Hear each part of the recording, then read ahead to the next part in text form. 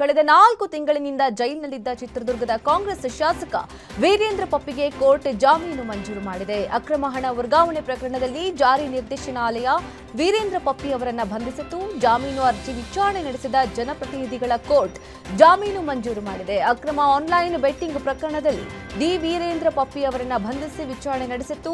ದಾಳಿ ನಡೆಸಿದ ಬಳಿಕ ಪಪ್ಪಿ ಬ್ಯಾಂಕ್ ಖಾತೆಯಿಂದ 55 ಕೋಟಿ ನಗದು ಫ್ರೀಸ್ ಮಾಡಿರುವುದಾಗಿ ಇಡಿ ಪ್ರಕಟಣೆ ಹೊರಡಿಸಿತ್ತು. ಸಿಎಂ ಕುರ್ಚಿ ಉಳಿಸಿಕೊಳ್ಳಲು ಕೆಸಿ ವೇಣುಗೋಪಾಲ್ ಅಣತಿಯಂತೆ ಸಿದ್ದರಾಮಯ್ಯ ಕುಣಿತಾ ಇದ್ದಾರೆ ಅಂತ ಬಿಜೆಪಿ ರಾಜ್ಯಾಧ್ಯಕ್ಷ ಬಿವೈ ವಿಜಯೇಂದ್ರ ವಾಗ್ದಾಳಿ ನಡೆಸಿದ್ದಾರೆ. ಬೆಳಗಾವಿಯಲ್ಲಿ ಮಾತನಾಡಿದ ವಿಜಯೇಂದ್ರ ಅವರು ಬೆಂಗಳೂರಿನ ಕೋಗಿಲು ಬಡಾವಣೆಯಲ್ಲಿ ಈ ಮೊದಲು ಕೇರಳದ ಅಕ್ರಮ ವಲಸಿಗರು ನೆಲೆಸಿದ್ರು. ಹಿಂದೆ ಮುಂದೆ ನೋಡದೆ ಅಕ್ರಮ ವಲಸಿಗರ ಮನೆಗಳನ್ನ ನೆಲಸಮ ಮಾಡಿದ್ರು. ನಂತರ ಈ ಪ್ರಕರಣ ಸಂಬಂಧ ಕೇರಳ ಸಿಎಂ ಹೇಳಿಕೆ ಕೊಟ್ಟರು. ಅದಾದ ಬಳಿಕ ಎಐಸಿಸಿ ಕಾರ್ಯದರ್ಶಿ ಕೆಸಿ ವೇಣುಗೋಪಾಲ್ ಸಿಎಂಗೆ ಹಾಗೂ ಡಿಸಿಎಂಗೆ ಬೆದರಿಕೆ ಹಾಕಿದ್ರು. ಇದರ ಬೆನ್ನಲ್ಲೇ 3 ದಿನಗಳ ನಂತರ ಸಿಎಂ ಡಿಸಿಎಂ ಉಲ್ಟಾ ಹೊಡೆದ್ರು. ಅಕ್ರಮ ವಲಸಿಗರಿಗೆ ಬೈಯಪ್ಪನಹಳ್ಳಿಯಲ್ಲಿ ಮನೆ ಕೊಡೋದಾಗಿ ಸಿಎಂ ಘೋಷಣೆ ಮಾಡಿದ್ರು. ರಾಜ್ಯದ ಹಿತಾಸಕ್ತಿಗೆ ಪೂರಕವಾಗಿ ಸಿದ್ದರಾಮಯ್ಯನವರೇ ರಾಜ್ಯದ ನಿರ್ಧಾರ ತೆಗೆದುಕೊಳ್ಬೇಕು. ಯಾರದ್ದೋ ಮಾತು ಕೇಳಿ ಮನಸೋ ಇಚ್ಛೆ ತೀರ್ಮಾನ ಮಾಡಲು ಸಾಧ್ಯ ಇಲ್ಲ ಅಂತ ಸಿಎಂಗೆ ವಿಜಯೇಂದ್ರ ಪ್ರಶ್ನಿಸಿದ್ದಾರೆ. ಎಐಸಿಸಿಯ ರಾಷ್ಟ್ರೀಯ ಪ್ರಧಾನ ಕಾರ್ಯದರ್ಶಿಗಳು ಕೆಸಿ ವೇಣುಗೋಪಾಲ್ ರವರು ನಮ್ಮ ರಾಜ್ಯದ ಮುಖ್ಯಮಂತ್ರಿಗಳೇ ಪಾಪ ಬೆದರಿಕೆ ಹಾಕ್ತಾರೆ, ಉಪಮುಖ್ಯಮಂತ್ರಿಗಳಿಗೆ ಬೆದರಿಕೆ ಹಾಕ್ತಾರೆ. ಒಂದು ರೀತಿ ಅತಂತ್ರ ಸ್ಥಿತಿಯಲ್ಲಿ ಮುಖ್ಯಮಂತ್ರಿಗಳು ಇದ್ದಾರೆ. ಅತಂತ್ರ ಸ್ಥಿತಿಯಲ್ಲಿ ರಾಜ್ಯದ ಉಪಮುಖ್ಯಮಂತ್ರಿಗಳು ಡಿ ಕೆ ಶಿವಕುಮಾರ್ ಅವರು ಕೂಡ ಇದ್ದಾರೆ. ಒಬ್ಬರು ಮುಖ್ಯಮಂತ್ರಿ ಕುರ್ಚಿಯನ್ನು ಉಳಿಸ್ಕೊಳ್ತಕ್ಕಂಥ ಸಂದಿಗ್ಧ ಪರಿಸ್ಥಿತಿಯಲ್ಲಿ ಇದ್ದರೆ ರಾಜ್ಯದ ಉಪಮುಖ್ಯಮಂತ್ರಿಗಳು ಮುಖ್ಯಮಂತ್ರಿ ಕುರ್ಚಿಯನ್ನು ಪಡೆದುಕೊಳ್ತಕ್ಕಂಥ ಒಂದು ಸಂದಿಗ್ಧ ಪರಿಸ್ಥಿತಿಯಲ್ಲಿ ಇದ್ದಾರೆ. ಇದರ ಪರಿಣಾಮ ಏನು, ಅಕ್ರಮ ವಲಸಿಗರ ಮನೆಯನ್ನ ಕೆಡವಿದ್ದು ಆದ್ಮೇಲೂ ಸಹ 3-4 ದಿನದಲ್ಲೇ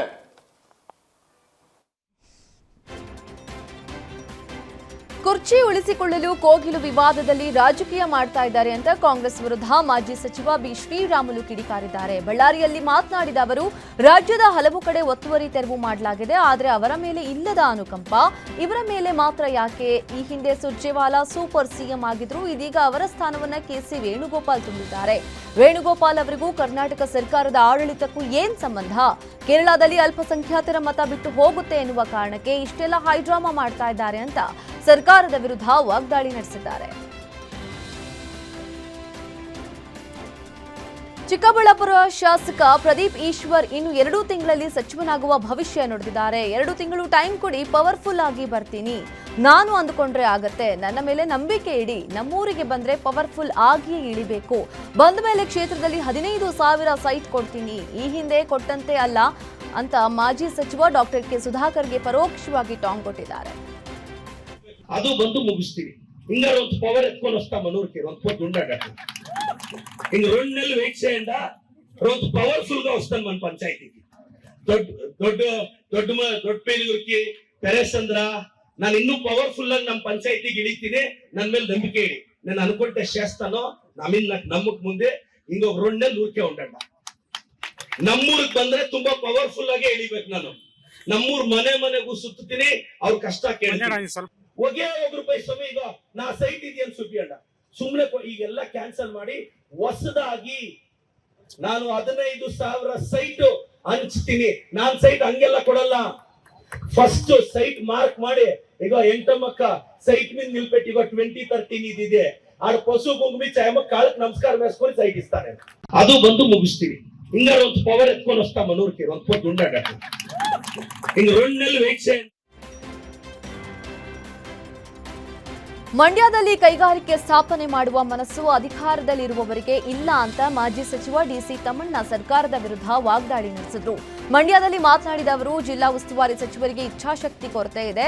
ಎಚ್ ಡಿ ಕುಮಾರಸ್ವಾಮಿ ಬಗ್ಗೆ ನರೇಂದ್ರ ಸ್ವಾಮಿ ಟೀಕೆ ಮಾಡ್ತಾರೆ. ಕೈಗಾರಿಕಾ ಸ್ಥಾಪನೆಗೆ ಅದರದೇ ನಿಯಮ ಇದೆ. ರಾಜ್ಯ ಸರ್ಕಾರ ಮೂಲಭೂತ ಸೌಕರ್ಯಗಳ ಒದಗಿಸಿದರೆ ಮಾತ್ರ ಕೈಗಾರಿಕಾ ಸ್ಥಾಪನೆ ಸಾಧ್ಯವಾಗುತ್ತೆ. ಕೈಗಾರಿಕಾ ಸ್ಥಾಪನೆ ವಿಚಾರದಲ್ಲಿ ಕಾಂಗ್ರೆಸ್ ಸರ್ಕಾರ ಎಡವಿದೆ. ಮಂಡ್ಯದಲ್ಲಿ ಕೈಗಾರಿಕಾ ಸ್ಥಾಪನೆ ಸೂಕ್ತವಾದ ಜಾಗ ಇದೆ. ಸೂಕ್ತ ಸ್ಥಳ ಗುರುತಿಸುವ ಜವಾಬ್ದಾರಿ ಶಾಸಕರ ಕರ್ತವ್ಯ ಅಂತ ಕಿಡಿಕಾರಿದ್ದಾರೆ. ಇವತ್ತು ನನ್ನ ಈ ರಾಜ್ಯದ ಭದ್ರಾವತಿ ಫ್ಯಾಕ್ಟ್ರಿಗೆ ಇವತ್ತು ಹಣ ಮಂಜೂರು ಮಾಡಿಸ್ತಾ ಇರ್ತದೆ, ನಿಮಗೆ ಗೊತ್ತಿಲ್ವೇ?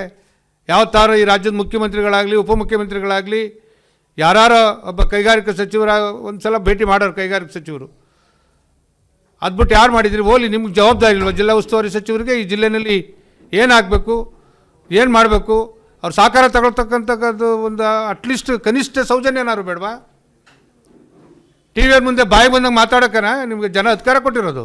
ಇವತ್ತು ನನ್ನ ಈ ರಾಜ್ಯದ ಭದ್ರಾವತಿ ಫ್ಯಾಕ್ಟ್ರಿಗೆ ಇವತ್ತು ಹಣ ಮಂಜೂರು ಮಾಡಿಸ್ತಾ ಇರ್ತದೆ, ನಿಮಗೆ ಗೊತ್ತಿಲ್ವೇ? ಯಾವ ಥರ ಈ ರಾಜ್ಯದ ಮುಖ್ಯಮಂತ್ರಿಗಳಾಗಲಿ ಉಪಮುಖ್ಯಮಂತ್ರಿಗಳಾಗಲಿ ಯಾರು ಒಬ್ಬ ಕೈಗಾರಿಕಾ ಸಚಿವರ ಒಂದು ಸಲ ಭೇಟಿ ಮಾಡೋರು.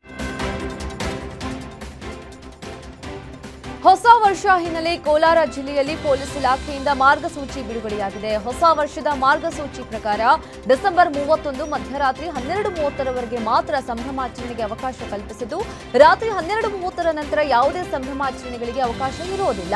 ಈ ಬಗ್ಗೆ ಎಲ್ಲ ಹೋಟೆಲ್, ರೆಸ್ಟೋರೆಂಟ್, ಬಾರ್ಗಳಿಗೆ ಮಾರ್ಗಸೂಚಿ ಹೊರಡಿಸಲಾಗಿದೆ. ಆಯಾಕಟ್ಟಿನ ಸ್ಥಳಗಳಲ್ಲಿ ಪೊಲೀಸರ ಕಟ್ಟೆಚ್ಚರ ವಹಿಸಲಾಗಿದೆ. ಹೆದ್ದಾರಿಗಳಲ್ಲಿ ವೀಲಿಂಗ್ ಪುಂಡರ ಹಾವಳಿ ತಡೆಯಲು ವಿಶೇಷ ತಂಡ ರಚಿಸಲಾಗಿದೆ ಅಂತ ಎಸ್ಪಿ ನಿಖಿಲ್ ಬಿ ಮಾಹಿತಿಯನ್ನು ಕೊಟ್ಟಿದ್ದಾರೆ. ಹೊಸ ವರ್ಷಕ್ಕೆ ಬಿಗ್ ರೂಲ್ಸ್ ಹೊರಡಿಸಿದ್ದಾರೆ ಸರ್ಕಾರ. ಯಾವ ಫ್ಲೈಟ್ ಹಂಗೆ ನಮ್ಮ ಜಿಲ್ಲಾ ವ್ಯಾಪ್ತಿಯಲ್ಲಿ ಆಲ್ರೆಡಿ ನಾವು ಒಂದು ಮಾರ್ಗಸೂಚಿಗಳನ್ನು ಎಲ್ಲರಿಗೂ ನೀಡಿದ್ದೀವಿ. ನಮ್ಮ ಯಾರು ಹೋಟೆಲ್ ಓನರ್ಸ್ ಇದ್ದಾರೆ, ಮತ್ತು ನಮ್ಮ ರೆಸ್ಟೋರೆಂಟ್ಸ್ ಇದ್ದಾರೆ, ನಮ್ಮ ಬಾರ್ ಓನರ್ಸ್ ಇದ್ದಾರೆ, ಅವರೆಲ್ಲರಿಗೂ ನಾವು ಒಂದು ಮಾರ್ಗಸೂಚಿಗಳನ್ನು ಆಲ್ರೆಡಿ ನೀಡಿದ್ದೀವಿ. 12:30 ತನಕ ಅಷ್ಟೇ ಎಲ್ಲ ಸೆಲೆಬ್ರೇಷನ್ಸ್ ಅಲೌ ಇರುತ್ತೆ. 12:30 ಆದಮೇಲೆ ಯಾವೇ ಸೆಲೆಬ್ರೇಷನ್ಸ್ ಅಲೌ ಇರೋದಿಲ್ಲ. ಆಲ್ರೆಡಿ ಎಲ್ಲ ಹೋಟೆಲ್ ಮಾಲೀಕರಿಗೆ ಈ ಒಂದು ವಿಷಯವನ್ನು ತಿಳಿಸಾಗಿದೆ. ಆಮೇಲೆ ಹೈವೇಯಲ್ಲಿ ನಾವು ವಿಶೇಷವಾಗಿ ಬ್ಯಾರಿಕೇಡ್ಸ್ಗಳನ್ನು ಹಾಕಿ ಅಲ್ಲಿ ವೀಲಿಂಗನ್ನು ಅವಾಯ್ಡ್ ಮಾಡೋದಕ್ಕೆ ಒಂದು ಸ್ಪೆಷಲ್ ತಂಡವನ್ನು ನಾವು ರಚನೆ ಮಾಡಿದ್ದೀವಿ. ಆಮೇಲೆ ಯಾವ ಫ್ಲೈಓವರ್ಗಳಿದ್ದಾವೆ, ಫ್ಲೈಓವರು ಆ ದಿನ ಆ ರಾತ್ರಿ ಅಲ್ಲಿ ನಾವು ನಿರ್ಬಂಧಗಳನ್ನು ಹಾಕಿದ್ದೀವಿ. ಅಲ್ಲಿ ಅಲೌ ಇರೋದಿಲ್ಲ. ನರಸಾಪುರ ಆಗಿರ್ಬೋದು, ಆಮೇಲೆ ಬೆಳ್ಳೂರು ಕ್ರಾಸ್. ಹೊಸ ವರ್ಷದ ಆಚರಣೆಯ ಹಿನ್ನೆಲೆಯಲ್ಲಿ ಬಳ್ಳಾರಿ ಜಿಲ್ಲೆಯಾದ್ಯಂತ ಪೊಲೀಸ್ ಭದ್ರತೆ ಒದಗಿಸಲಾಗಿದೆ ಅಂತ ಬಳ್ಳಾರಿ ಎಸ್ಪಿ ಶೋಭಾರಾಣಿ ಹೇಳಿದರು. ನಾಗರಿಕರು, ಯುವಕರು ಜಿಲ್ಲೆಯಲ್ಲಿ ಶಾಂತಿ ಸುವ್ಯವಸ್ಥೆ ಕಾಪಾಡುವಲ್ಲಿ ಪೊಲೀಸ್ ಇಲಾಖೆಯೊಂದಿಗೆ ಸಹಕರಿಸಬೇಕು. ಯಾರೇ ಆಗಲಿ, ಎಲ್ಲಿಯೇ ಆಗಲಿ, ನಿಯಮಾವಳಿಗಳಿಗೆ ವಿರುದ್ಧವಾಗಿ ನಡೆದುಕೊಂಡಲ್ಲಿ ಕಾನೂನಿನ ಪ್ರಕಾರ ಕ್ರಮ ಕೈಗೊಳ್ಳಲಾಗುತ್ತೆ. ಯಾವುದೇ ರೀತಿಯ ಅಹಿತಕರ ಘಟನೆಗಳು ಸಂಭವಿಸದಂತೆ ಸೂಕ್ತ ಕಟ್ಟೆಚ್ಚರವನ್ನು ವಹಿಸಲಾಗಿದೆ ಅಂತ ತಿಳಿಸಿದ್ದಾರೆ. ಹೊಸ ವರ್ಷದ ಆಚರಣೆ ಎಲ್ಲರೂ ಸಹ ಬಹಳ ಸೇಫ್ ಆಗಿ ನೀವು ಆಚರಿಸಬೇಕು. ರಸ್ತೆಯಲ್ಲಿ ಯಾರು ಕೂಡ ಹೊಸ ವರ್ಷ ಆಚರಿಸಬಾರದು. ವೀಲಿಂಗ್ ಮಾಡುವಂತದ್ದು, ರಸ್ತೆಯಲ್ಲಿ ಕೇಕ್ ಕಟ್ ಮಾಡುವಂತದ್ದು, ಆ ತರ ಯಾರು ಆಚರಿಸಬಾರದು ಈ ಸರಿ. ಮತ್ತು ಎಲ್ಲ ನಮ್ಮ ಅಧಿಕಾರಿ ಮತ್ತೆ ಸಿಬ್ಬಂದಿಗಳು ಪೆಟ್ರೋಲಿಂಗ್ ಇರ್ತಾರೆ, ರೌಂಡ್ಸ್ ಮಾಡ್ತಾ ಇರ್ತಾರೆ ಲೇಟ್ ನೈಟ್ ವರ್ಗು ಸಹ. ಎಲ್ಲರಿಗೂ ಸೇಫ್ ಆಗಿ ಹೊಸ ವರ್ಷ ಆಚರಿಸಲಿ ಅಂತ ಕೇಳ್ಕೊಳ್ತೀನಿ. ಎಲ್ಲರಿಗೂ ಸಹ ಹೊಸ ವರ್ಷದ ಶುಭಾಶಯಗಳು. ಹೊಸ ವರ್ಷದ ಆಚರಣೆ ಎಲ್ಲರೂ ಸಹ ಬಹಳ ಸೇಫ್ ಆಗಿ. ಬೀದರ್ನ ಹನುಮನಾಬಾದ್ ಕ್ಷೇತ್ರದ ಚಿಟಾಗುಪ್ಪ ಪಟ್ಟಣದಲ್ಲಿ ವಿವಿಧ ಕಾಮಗಾರಿಗಳ ವೀಕ್ಷಣೆಗೆ ತೆರಳಿದ್ದ ಶಾಸಕ ಸಿದ್ದು ಪಾಟೀಲ್ ವಿರುದ್ಧ ಪ್ರೋಟೋಕಾಲ್ ಉಲ್ಲಂಘನೆ ಆರೋಪ ಕೇಳಿ ಬಂದಿದೆ. ಬಿಜೆಪಿ ಕಾರ್ಯಕರ್ತರು ಅಳವಡಿಸಿದ ಬ್ಯಾನರ್ನಿಂದ ಗೊಂದಲ ಸೃಷ್ಟಿಯಾಗಿದೆ. ಅಭಿವೃದ್ಧಿ ಯೋಜನೆಗಳ ಭೂಮಿ ಪೂಜೆಗೆ ಕಾಂಗ್ರೆಸ್ ಎಂಎಲ್ಸಿಗಳಾದ ಚಂದ್ರಶೇಖರ್ ಪಾಟೀಲ್ ಹಾಗೂ ಭೀಮರಾವ್ ಪಾಟೀಲ್ರನ್ನ ಆಹ್ವಾನಿಸಿಲ್ಲ. ಬ್ಯಾನರ್ನಲ್ಲಿ ಫೋಟೋ ಹಾಕಿಲ್ಲ. ನಮ್ಮ ನಾಯಕರನ್ನ ಕಡೆಗಣಿಸಲಾಗಿದೆ ಅಂತ ಕಾಂಗ್ರೆಸ್ ಕಾರ್ಯಕರ್ತರು ಬಿಜೆಪಿ ಶಾಸಕ ಸಿದ್ದು ಪಾಟೀಲ್ ಕಾರಿಗೆ ಮುತ್ತಿಗೆ ಹಾಕಿ ಆಕ್ರೋಶ ವ್ಯಕ್ತಪಡಿಸಿದರು.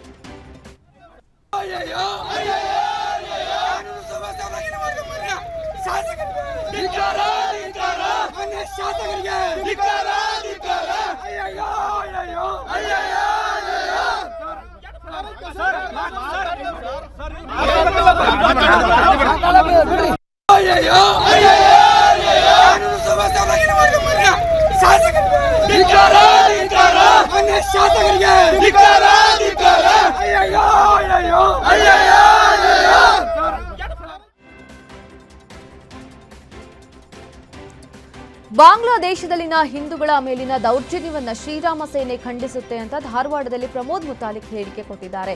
ಇದಕ್ಕೆ ಕೇಂದ್ರ ಸರ್ಕಾರ ಮೌನ ವಹಿಸಿರುವುದು ಶೋಭೆ ತರೋದಿಲ್ಲ. ಈಗಿರೋದು ಇಂದಿರಾ ಗಾಂಧಿ ಕಾಂಗ್ರೆಸ್ ಸರ್ಕಾರವಲ್ಲ, 56 ಇಂಚು ಎದೆಯ ಪ್ರಧಾನಿ ನರೇಂದ್ರ ಮೋದಿ ಅವರ ಸರ್ಕಾರ ಇದೆ. ಇದಕ್ಕಾಗಿ ನಮಗೆ ಸಿಟ್ಟು ಬರ್ತಾ ಇದೆ. ಇದಕ್ಕೆ ಸರಿಯಾದ ಉತ್ತರ ಕೊಡಲೇಬೇಕು. ಹೀಗೆ ಮೌನವಾಗಿದ್ರೆ ಭಾರತದಲ್ಲಿನ ಇಸ್ಲಾಮಿಕ್ ಜಿಹಾದಿಗಳಿಗೆ ಕುಮ್ಮಕ್ಕು ನೀಡದಂತೆ ಆಗುತ್ತೆ ಅಂತ ಹೇಳಿ ಕೇಂದ್ರ ಸರ್ಕಾರದ ವಿರುದ್ಧ ಕಿಡಿಕಾರಿದ್ದಾರೆ. ಹಿಂದೂಗಳ ಮೇಲೆ ದೌರ್ಜನ್ಯ ಅತ್ಯಂತ ಅಮಾನುಷ, ಕ್ರೌರ್ಯ ಈ ರೀತಿ ನಡೀತಾ ಇರುವಂಥದ್ದಕ್ಕೆ ನಾವು ಶ್ರೀರಾಮ್ ಸೇನೆ ಸಂಘಟನೆಯಿಂದ ಖಂಡಿಸ್ತಾ ಇದ್ದೀವಿ, ವಿರೋಧಿಸ್ತಾ ಇದ್ದೀವಿ.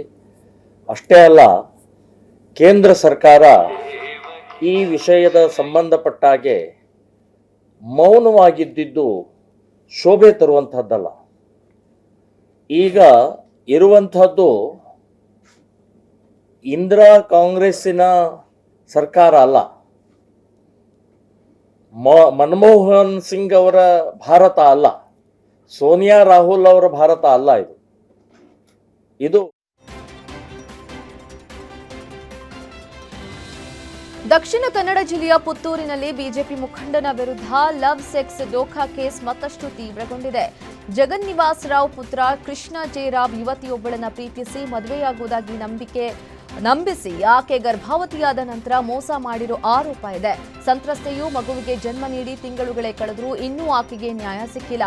ಅಲ್ಲದೆ ಎನ್ಡಿಎ ರಿಪೋರ್ಟ್ನಲ್ಲಿ ಈ ಮಗು ಕೃಷ್ಣನದ್ದೇ ಅನ್ನೋದು ಕೂಡ ಸಾಬೀತಾಗಿದೆ. ಇಷ್ಟಾದರೂ ಆರೋಪಿ ಯುವತಿಯನ್ನ ಮದುವೆಯಾಗಲು ನಿರಾಕರಿಸಿದ್ದಾನೆ. ಅನೇಕರು ಸಂಧಾನಕ್ಕೆ ಯತ್ನಿಸಿದರೂ ವಿಫಲವಾಗಿದೆ. ಇನ್ನು ಕಾನೂನು ಹೋರಾಟವೊಂದೇ ನಮಗೆ ಬಾಕಿ ಅಂತ 6 ತಿಂಗಳ ಮಗುವನ್ನು ಹಿಡಿದುಕೊಂಡೇ ಸಂತ್ರಸ್ತೆಯು ಕೋರ್ಟ್ ಮೊರೆ ಹೋಗಿದ್ದಾರೆ.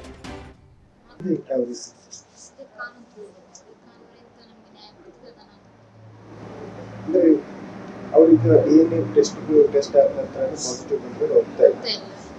ನೀವು ಏನಾದ್ರೂ ಅವರೊಟ್ಟಿಗೆ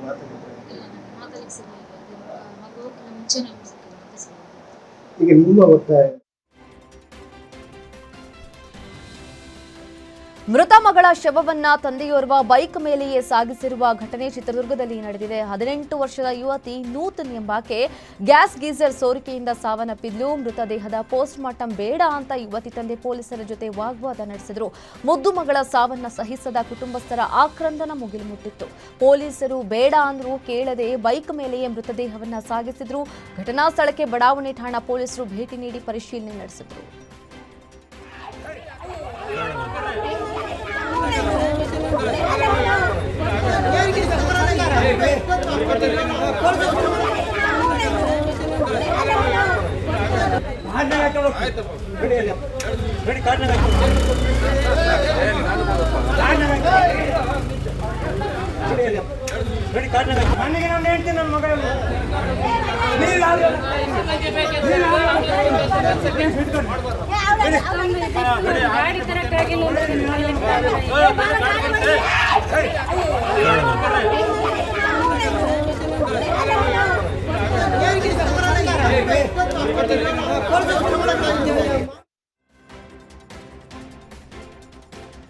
ಕಲಬುರಗಿಯಲ್ಲಿ ಸರ್ಕಾರಿ ಅಭಿಯೋಜಕ ರಾಜಮಹೇಂದ್ರ ಎಂಬುವರು ಲೋಕಾಯುಕ್ತ ಬಲೆಗೆ ಬಿದ್ದಿದ್ದಾರೆ. ದೌರ್ಜನ್ಯ ಪ್ರಕರಣದಲ್ಲಿ ವಾದ ಮಾಡುವುದಕ್ಕಾಗಿ ತೆಲಂಗಾಣ ರಾಜ್ಯದ ಅನಂತಯ್ಯ ಅವರಿಂದ 25,000 ರೂಪಾಯಿ ಲಂಚ ಸ್ವೀಕರಿಸುವಾಗ ರೆಡ್ ಹ್ಯಾಂಡ್ ಆಗಿ ಸಿಕ್ಕಿಬಿದ್ದಿದ್ದಾರೆ.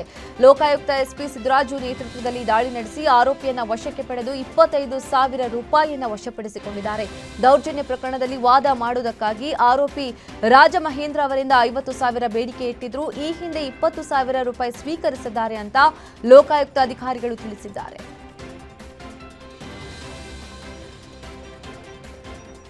ಕೋಲಾರ ಜಿಲ್ಲೆಯ ಕೆಜಿಎಫ್ನ ಕಾಮಸಮುದ್ರ ಪೊಲೀಸರು ಓರ್ವ ಅಂತಾರಾಜ್ಯ ಕಳ್ಳನನ್ನ ಬಂಧಿಸಿದ್ದಾರೆ. ತಮಿಳುನಾಡಿನ ಕೃಷ್ಣಗಿರಿ ಜಿಲ್ಲೆಯ ಬುಕ್ಕಸಾಗರಂ ಗ್ರಾಮದ ಮಾದೇಶ್ ಬಂಧಿತ ಆರೋಪಿ. ಈತನಿಂದ 2 ಲಕ್ಷ ಮೌಲ್ಯದ 17 ಗ್ರಾಂ ಚಿನ್ನ, 55,000 ನಗದು ಹಾಗೂ 10,000 ಮೌಲ್ಯದ ಮೊಬೈಲ್ ವಶಕ್ಕೆ ಪಡೆಯಲಾಗಿದೆ. ಹುಣಸೂರಿನಲ್ಲಿ ಚಿನ್ನದ ಅಂಗಡಿ ರಾಬರಿ ಹಿನ್ನೆಲೆ ಮಂಡ್ಯ ಜಿಲ್ಲಾ ಪೊಲೀಸ್ ಅಧಿಕಾರಿಗಳು ಎಚ್ಚೆತ್ತುಕೊಂಡಿದ್ದಾರೆ. ಮುನ್ನೆಚ್ಚರಿಕೆ ಕ್ರಮವಾಗಿ ಮಂಡ್ಯ ಜಿಲ್ಲೆಯಲ್ಲಿರುವ ಚಿನ್ನಾಭರಣ ಅಂಗಡಿಗಳಿಗೆ ಪೊಲೀಸರು ಭೇಟಿ ನೀಡಿ ಜ್ಯುವೆಲ್ಲರಿ ಶಾಪ್ಗಳಲ್ಲಿನ ಸುರಕ್ಷತಾ ಕ್ರಮಗಳ ಬಗ್ಗೆ ಪರಿಶೀಲನೆ ನಡೆಸಿದ್ರು. ಅಂಗಡಿ ಮಾಲೀಕರಿಗೆ ಸೂಕ್ತ ಸುರಕ್ಷತಾ ಭದ್ರತೆ ಮಾಡಿಕೊಳ್ಳುವಂತೆ ತಿಳಿಸಿದ್ರು. ಆಯಾ ಪೊಲೀಸ್ ಠಾಣೆಯ ಪೊಲೀಸರಿಗೆ ಪ್ರತಿದಿನ ಬೆಳಗ್ಗೆ ರಾತ್ರಿ ಬೀಟ್ ಹಾಕುವಂತೆ ಎಸ್ಪಿ ಸೂಚನೆ ಕೊಟ್ಟಿದ್ದಾರೆ. ಭೀಕರ ಬಸ್ ಅಪಘಾತದಲ್ಲಿ ಮಗು ಮೃತಪಟ್ಟಿದ್ದು ಹಲವರು ಗಂಭೀರವಾಗಿ ಗಾಯಗೊಂಡಿರುವ ಘಟನೆ ಶಿವಮೊಗ್ಗ ಜಿಲ್ಲೆಯ ಹುಲಿಕಲ್ ಘಾಟ್ನಲ್ಲಿ ನಡೆದಿದೆ. ದಾವಣಗೆರೆಯಿಂದ ಮಂಗಳೂರಿಗೆ ತೆರಳುತ್ತಾ ಇದ್ದ ಬಸ್ನಲ್ಲಿ ನಿದ್ರೆಯ ಮಂಪರಲ್ಲಿ ಚಾಲಕನ ನಿಯಂತ್ರಣ ತಪ್ಪಿ ಈ ದುರಂತ ಸಂಭವಿಸಿದೆ ಎನ್ನಲಾಗಿದೆ. ಬಸ್ ಮುಂಭಾಗದಲ್ಲಿ ಕುಳಿತಿದ್ದ 3 ರಿಂದ 4 ಮಂದಿಗೆ ಗಂಭೀರ ಗಾಯವಾಗಿದ್ದು ಉಡುಪಿಯ ಖಾಸಗಿ ಆಸ್ಪತ್ರೆಗೆ ದಾಖಲಿಸಿ ಚಿಕಿತ್ಸೆ ಕೊಡಿಸಲಾಗ್ತಾ ಇದೆ. ಇನ್ನು ಘಟನೆ ಸಂಬಂಧ ನಗರ ಪೊಲೀಸ್ ಠಾಣೆಯಲ್ಲಿ ಪ್ರಕರಣ ದಾಖಲಾಗಿದೆ.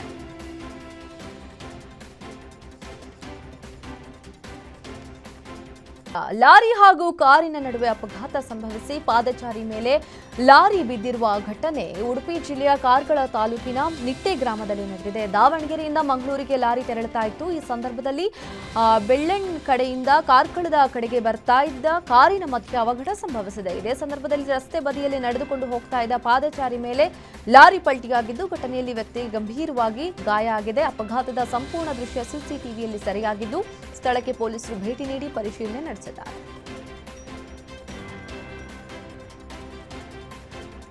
ಕೆರೆಯಲ್ಲಿ ತಾಯಿ ಮಗನ ಶವ ಪತ್ತೆಯಾಗಿರುವ ಘಟನೆ ತುಮಕೂರು ಜಿಲ್ಲೆಯ ಶಿರಾ ತಾಲೂಕಿನ ಕಳ್ಳಂಬೆಳ್ಳ ಕೆರೆಯಲ್ಲಿ ನಡೆದಿದೆ. ತಾಯಿ ಹಂಸಲೇಖ, ಮಗ ಗುರುಪ್ರಸಾದ್ ಮೃತ ದುರ್ದೈವಿಗಳು ಅಂತ ಗುರುತಿಸಲಾಗಿದೆ. ಈ ಹಿಂದೆ ಭೂಪಸಂದ್ರ ಗ್ರಾಮದ ನಾಗೇಶ್ ಎಂಬಾತನ ಜೊತೆಗೆ ಹಂಸಲೇಖ ಮದುವೆಯಾಗಿತ್ತು. ತೀವ್ರ ಅನಾರೋಗ್ಯದಿಂದ ಪತಿ ನಾಗೇಶ್ ಮೃತಪಟ್ಟಿದ್ದ ಬಳಿಕ ನಾಗೇಶ್ ಸಹೋದರ ಲೋಕೇಶ್ಗೆ ಹಂಸಲೇಖಳನ್ನ ಕೊಟ್ಟು ಮದುವೆ ಮಾಡಲಾಗಿತ್ತು.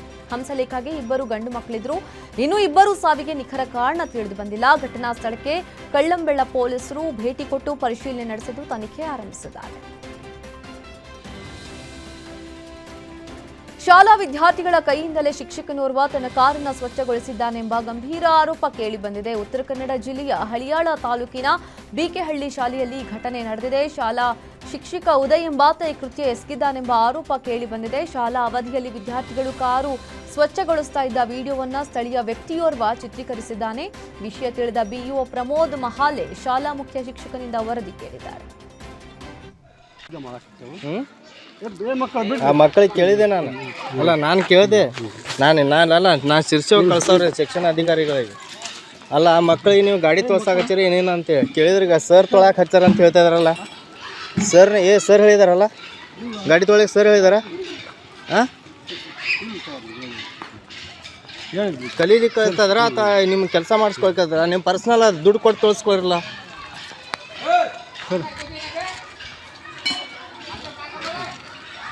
ಇದು ಬಿಕೆಹಳ್ಳಿ ಗ್ರಾಮದಲ್ಲಿ ಅಲ್ಲ ಸರ್ಕಾರಿ ಪ್ರಾಥಮಿಕ ಹಿರಿಯರ ಪ್ರಾಥಮಿಕ ಶಾಲೆ. ಇದು ಮಕ್ಕಳಿಗೆ ಗಾಡಿ ತೊಳಿಲಿಕ್ಕೆ ಹಚ್ತಾ ಇದ್ದಾರೆ.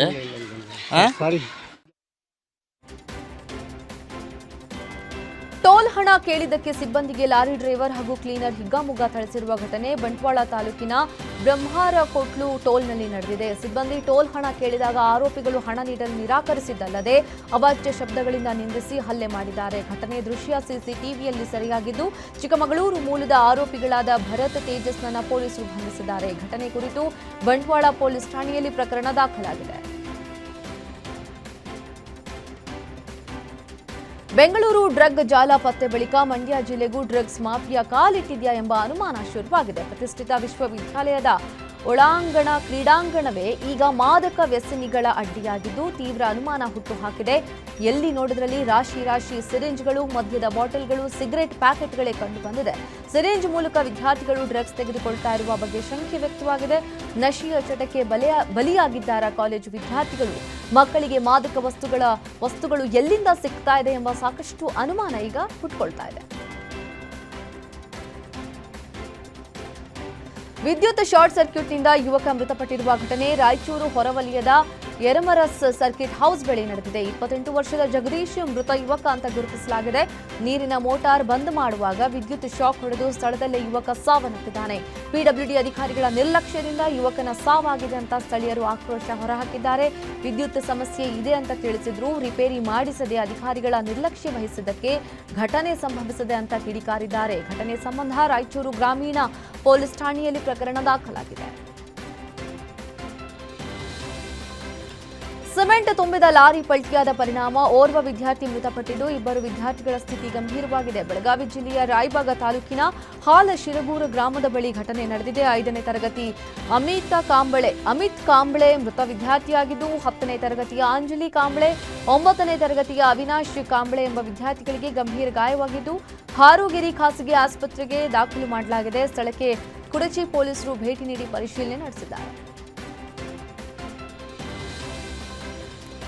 ಚಿತ್ರದುರ್ಗದ ಹಿರಿಯೂರು ಬಸ್ ಅಗ್ನಿ ದುರಂತ ಬೆನ್ನಲ್ಲೇ ಸಾರಿಗೆ ಇಲಾಖೆ ಅಲರ್ಟ್ ಆಗಿದೆ. ಸಾರಿಗೆ ನಿಯಮ ಪಾಲಿಸದ ಸ್ಲೀಪರ್ ಬಸ್ಗಳ ಮೇಲೆ ಅಧಿಕಾರಿಗಳು ಪರಿಶೀಲನೆ ನಡೆಸಿದ್ರು. ದೇವನಹಳ್ಳಿ ಸಾರಿಗೆ ಇಲಾಖೆ ಅಧಿಕಾರಿಗಳಿಂದ ಪರಿಶೀಲನೆ ವೇಳೆ ಅಕ್ರಮ ಬಯಲಾಗಿದೆ. ಸ್ಲೀಪರ್ ಬಸ್ಗಳಲ್ಲಿ ಪೇಂಟ್ ಹಾಗೂ ಗೂಡ್ಸ್ ವಸ್ತುಗಳನ್ನು ಸಾಗಿಸ್ತಾ ಇರೋ ವಿಚಾರ ಬೆಳಕಿಗೆ ಬಂದಿದ್ದು 2 ಬಸ್ಗಳನ್ನು ಸೀಸ್ ಮಾಡಿದ್ದಾರೆ. ದೇವನಹಳ್ಳಿ ಪ್ರಾದೇಶಿಕ ಸಾರಿಗೆ ಅಧಿಕಾರಿ ಸುಧೀರ್ ನೇತೃತ್ವದಲ್ಲಿ ದಾಳಿಯಲ್ಲಿ ನಿಯಮ ಪಾಲಿಸದ ಬಸ್ಗಳನ್ನು ವಶಕ್ಕೆ ಪಡೆಯಲಾಗಿದೆ. ಕೆಕೆಆರ್ಡಿಬಿಯಲ್ಲಿ ಬ್ರಹ್ಮಾಂಡ ಭ್ರಷ್ಟಾಚಾರ ಆರೋಪ ಖಂಡಿಸಿ ಕಲಬುರಗಿಯಲ್ಲಿ ಕೋಣದ ಮೆರವಣಿಗೆ ಮಾಡಿ ವಿನೂತನ ಪ್ರತಿಭಟನೆ ನಡೆಸಿದ್ರು. ಅಹಿಂದ ಚಿಂತಕರ ವೇದಿಕೆ ವತಿಯಿಂದ ಬೃಹತ್ ಪ್ರತಿಭಟನಾ ಮೆರವಣಿಗೆ ನಡೆಸಿದ ಸರ್ಕಾರದ ವಿರುದ್ಧ ಆಕ್ರೋಶ ಹೊರಹಾಕಿದ್ರು. ನಗರದ ಎಸ್ವಿಪಿ ವೃತ್ತದಿಂದ ಕೆಕೆಆರ್ಡಿಬಿ ಕಚೇರಿಯವರೆಗೆ ಮೆರವಣಿಗೆ ನಡೆಸಿ ರಾಜ್ಯ ಸರ್ಕಾರದ ವಿರುದ್ಧ ಘೋಷಣೆ ಕೂಗಿ ಕಿಡಿಕಾರಿದ್ರು. ಥರ್ಡ್ ಪಾರ್ಟಿ ವರದಿ ಇಲ್ಲದೆ ಹಣ ಬಿಡುಗಡೆ ಮಾಡಿರುವುದಾಗಿ ಆರೋಪ ಕೇಳಿಬಂದಿದೆ. ಹಗರಣ ಕುರಿತು ತನಿಖೆ ನಡೆಸದ ರಾಜ್ಯ ಸರ್ಕಾರ ಕೋಣ ರೀತಿ ವರ್ತಿಸ್ತಾ ಇದೆ ಅಂತ ಆಕ್ರೋಶ ವ್ಯಕ್ತಪಡಿಸಿದ್ದಾರೆ.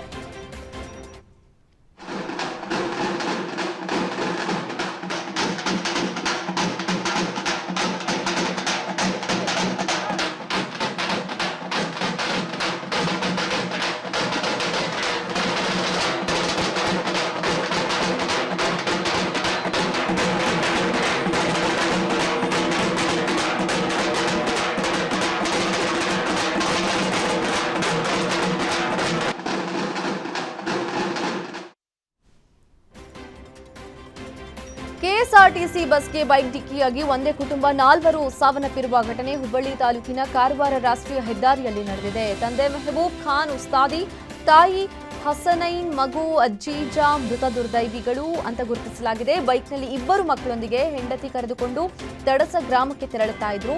ಈ ವೇಳೆ ಓವರ್ಟೇಕ್ ಮಾಡುವ ಭರದಲ್ಲಿ ಬೈಕ್ಗೆ ಕೆಎಸ್ಆರ್ಟಿಸಿ ಬಸ್ ಡಿಕ್ಕಿಯಾಗಿ ಅವಘಡ ಸಂಭವಿಸಿದೆ.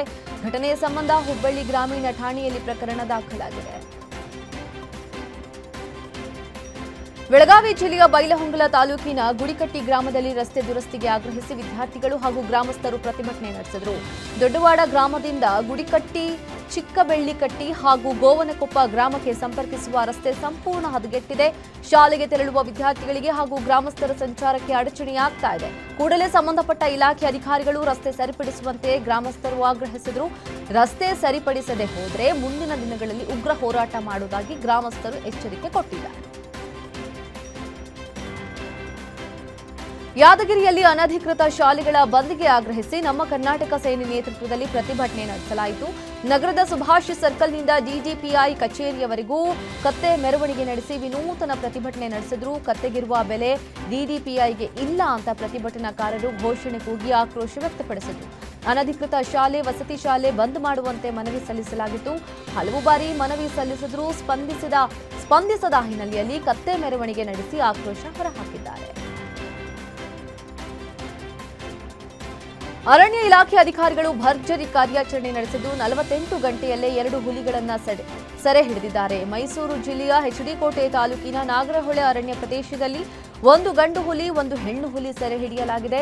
ಅಗಸನಪುರ, ಕಲ್ಲಟ್ಟಿ, ಮೇಟಿಕುಪ್ಪೆ, ಕೆಎಂಹಳ್ಳಿ, ಸೊಳ್ಳೆಪುರ ಸೇರಿದಂತೆ ವಿವಿಧ ಗ್ರಾಮಗಳಲ್ಲಿ ಜೋಡಿ ಹುಲಿಗಳು ಆತಂಕ ಸೃಷ್ಟಿಸಿದ್ವು. ಕಾಡಂಚಿನ ಗ್ರಾಮಗಳಲ್ಲಿ ಜಾನುವಾರುಗಳ ಮೇಲೆ ದಾಳಿ ಮಾಡ್ತಾ ಇದ್ದ ಜೋಡಿ ಹುಲಿಯನ್ನ ಹುಲಿ ಸೆರೆ ಹಿಡಿಯುವಂತೆ ಗ್ರಾಮಸ್ಥರು ಒತ್ತಾಯಿಸಿದರು. ಇನ್ನು ಹುಲಿ ಸೆರೆಯಿಂದ ಕಾಡಂಚಿನ ಗ್ರಾಮಸ್ಥರು ನಿಟ್ಟುಸಿರು ಬಿಟ್ಟಿದ್ದಾರೆ. ಕಳೆದ 3 ವರ್ಷಗಳಿಂದ ಪುಂಗನೂರು ಎಂಬ ವಿಶಿಷ್ಟ ಗೋವು ತಳಿಯನ್ನ ಮಧುಸೂದನ್ ತಾತಾಚಾರ್ಯ ಎಂಬುವರು ಸಾಕಾಣಿಕೆ ಮಾಡ್ತಾ ಇದ್ದಾರೆ. 3 ಹಸು 2 ಕರುಗಳನ್ನ ಸಾಕ್ತಾ ಇರೋ ಕುಟುಂಬ ಇದೀಗ ಪುಂಗನೂರು ಕರುಗಳಿಗೆ ತೊಟ್ಟಿಲು ಶಾಸ್ತ್ರ ಮಾಡಿದ್ದಾರೆ. ಮೈಸೂರು ಜಿಲ್ಲೆಯ ಕೃಷ್ಣಮೂರ್ತಿ ಪುರಂನ ಕೆಆರ್ ವನಂನಲ್ಲಿ ಭುವಿ ವಿಧಿಯ ಮಕ್ಕಳಾದ ಸ್ವಾತಿ ಎಂಬ ಕರುವಿಗೆ ತೊಟ್ಟಿಲು ಶಾಸ್ತ್ರ ನೆರವೇರಿಸಿ ಸಂಭ್ರಮಿಸಿದ್ದಾರೆ. ವೈಕುಂಠ ಏಕಾದಶಿ ಹಿನ್ನೆಲೆಯಲ್ಲಿ ರಾಜ್ಯಾದ್ಯಂತ ದೇವಸ್ಥಾನದಲ್ಲಿ ಪೂಜೆ ಮತ್ತು ಪುನಸ್ಕಾರದ ಸಡಗರ ಆವರಿಸಿದೆ. ತಿರುಪತಿ ತಿರುಮಲ ತಿಮ್ಮಪ್ಪನ ಸನ್ನಿಧಿಗೆ ಭಕ್ತ ಸಾಗರವೇ ಹರಿದು ಬರ್ತಾ ಇದೆ. ಕರ್ನಾಟಕದಲ್ಲಿ ಅದರಲ್ಲೂ ವಿಶೇಷವಾಗಿ ಬೆಂಗಳೂರು ಸೇರಿದಂತೆ ರಾಜ್ಯದ ಹಲವೆಡೆ ಶ್ರೀನಿವಾಸ ದೇಗುಲಗಳಲ್ಲಿ ಹಬ್ಬದ ವಾತಾವರಣ ಕಳೆಗಟ್ಟಿದೆ. ಭಕ್ತರು ಗೋವಿಂದ ನಾಮ ಸ್ಮರಣೆ ಮಾಡ್ತಾ ಭಕ್ತಿಯಿಂದ ವೈಕುಂಠ ಏಕಾದಶಿ ಸಂಭ್ರಮಿಸಿದರು. ರಾಜ್ಯದ ಹಲವು ಕಡೆಯಿಂದ ಲಕ್ಷ್ಮೀ ವೆಂಕಟೇಶ್ವರ ದೇವಸ್ಥಾನದಲ್ಲಿ ಸಾವಿರಾರು ಭಕ್ತರು ದೇವರ ದರ್ಶನ ಪಡೆದು ಪುನೀತರಾದರು.